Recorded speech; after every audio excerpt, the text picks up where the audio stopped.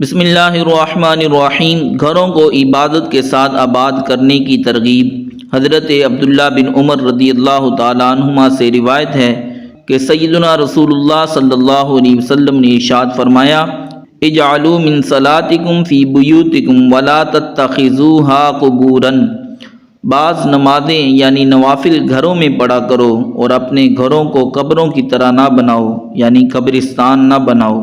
اس حدیث مبارک میں ترغیب دی گئی ہے کہ گھر میں بھی نفلی نمازیں پڑھنی چاہیے، اس لیے کہ گھر میں نماز پڑھنے والا ریاکاری سے محفوظ رہتا ہے، گھر میں برکت ہوتی ہے، رحمت اور فرشتوں کا نزول ہوتا ہے اور شیطان دور بھاگتا ہے۔ شرائط پائی جائیں تو فرض نماز مسجد میں باجماعت ادا کرنا واجب ہے۔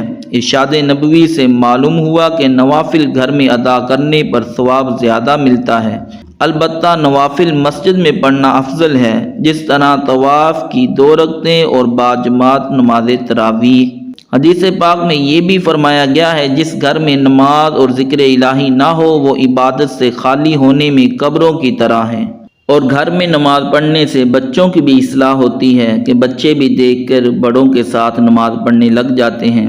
اللہ تعالی ہمیں صحیح معنوں میں عمل کی توفیق عطا فرمائے، آمین۔